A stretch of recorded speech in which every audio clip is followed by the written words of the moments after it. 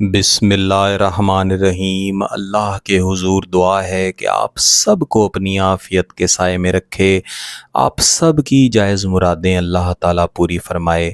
گیلانی صاحب YouTube channel کی اس video میں محبت کے فقط 2 طاقتور لفظ ہیں جنہیں آپ نے عصر کی نماز پڑھ لینے کے بعد محبوب کے بہترین تصور کے ساتھ پڑھنا ہے۔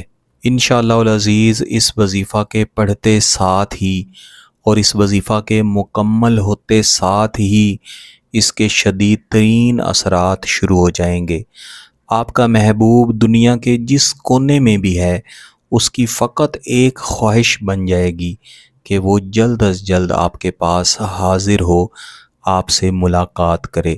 میرے عزیزو، یہ وظیفہ پڑھنے سے پہلے یہ بات یقینی بنا لیں کہ آپ کے محبوب کے پاس آپ کے ساتھ رابطہ کرنے کے لیے یا آپ سے گفتگو کرنے کا کوئی نہ کوئی ذریعہ موجود ہے۔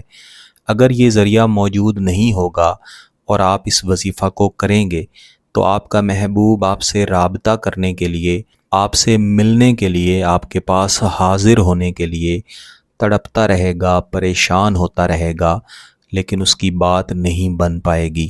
یاد رکھیے گا، اس وظیفہ کا ہرگز یہ مقصد، یہ مطلب نہیں ہے کہ آپ اپنے محبوب کو اپنی محبت میں تڑپائیں اور ایک طرف بیٹھ کے تماشا دیکھیں، بلکہ اس کا یہ مقصد ہے کہ آپ کا جو جائز مقصد آپ کے دل میں موجود ہے، یعنی نکاح کا مقصد ہے یا آپ کے جائز رشتوں کو آپ کی طرف واپس لانے کا مقصد ہے، اس کے لیے آپ اس وظیفہ کو پڑھیں۔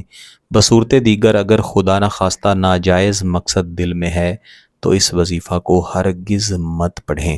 اس وظیفہ کے اندر 2 ایسے خاص لفظوں کو پڑھا جاتا ہے جن کے موکلات کا جڑاؤ عصر کے وقت کے ساتھ ہے۔ میرے عزیزو، جب آپ عصر کی نماز پڑھ لیتے ہیں اس وقت آپ کی روح چاشت کی حالت میں ہوتی ہے، پریشانی سے باہر نکل رہی ہوتی ہے۔ یہی وہ وقت ہے جب کسی بھی انسان کے ذہن میں، اس کے دل میں مختلف گمان، مختلف سوچیں پیدا ہونا شروع ہوتی ہیں، اور یہی وہ سوچیں ہیں جو رات کے وقت جب ہم بستر پہ جا کے لیٹتے ہیں تو ہمارے ذہن میں ایک تصویر، ایک خاکے کی صورت میں چلنا شروع ہو جاتی ہیں۔ لہٰذا اگر آپ اس وظیفہ کو عصر کی نماز کے بعد پڑھ لیں گے تو انشاءاللہ العزیز مغرب ہونے سے پہلے اس کے اتنے شدید اثرات ملیں گے کہ اگر آپ کے محبوب کے لیے آپ سے ملنا ممکن ہے تو وہ ہر پابندی، ہر رکاوٹ توڑ کر آپ تک پہنچے گا، آپ کے پاس حاضر ہوگا۔ اگر اس کے لیے آپ تک پہنچنا مشکل ہے تو پھر وہ کسی نہ کسی ذریعے سے آپ سے رابطہ کرے گا۔ میرے عزیزو، بہتر ہے کہ آپ اس وظیفہ کو چاند کی ابتدائی تاریخوں میں کریں۔ اگر آپ چاند کی ابتدائی تاریخیں نہیں پاتے تو پھر آپ پورے مہینے میں کسی بھی دن عصر کی نماز کے بعد اس وظیفہ کو پڑھ سکتے ہیں۔ اس وظیفہ کو منگل کے دن بھی پڑھا جا سکتا ہے۔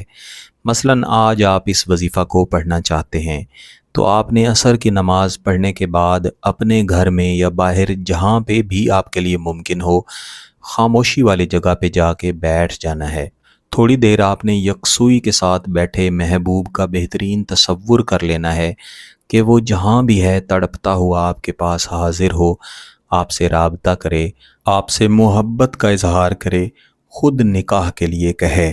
اس کے بعد آپ نے 3 مرتبہ درود ابراہیمی پڑھنا ہے اور پھر سے تھوڑی دیر خاموشی کے ساتھ، یکسوئی کے ساتھ محبوب کا تصور کرتے رہنا ہے، اور پھر اس نیت کے ساتھ کہ اللہ تعالیٰ کی ذات آپ دونوں کو نکاح کی صورت میں، شادی کی صورت میں جوڑ دے۔ آپ نے اس وظیفہ کو پڑھنا شروع کرنا ہے۔ بسم اللہ الرحمن الرحیم۔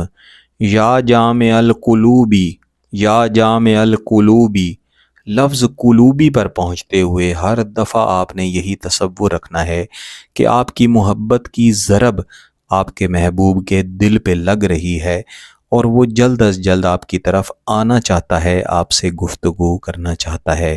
اس طریقہ کار کے مطابق آپ نے اس وظیفہ کو 70 مرتبہ پڑھنا ہے اور پھر سے 3 مرتبہ درود شریف پڑھ کے اللہ کے حضور دعا کرنی ہے۔ اس طریقہ کار کے مطابق اس وظیفہ کو 3 دن لازمی کریں۔ اگر آپ کا مقصد جائز ہے، اس کی اجازت چاہتے ہیں تو گیلانی صاحب یوٹیوب چینل کو سبسکرائب کر لیں۔ घंटी का बटन दबा दें और इस वीडियो को ज़रूर लाइक कीजिएगा। किसी बात की समझ ना आए तो वीडियो को दोबारा देखें, फिर भी समझ ना आए तो व्हाट्सएप पे राब्ता कर सकते हैं। बहुत बहुत शुक्रिया। अल्लाह हाफ़िज़।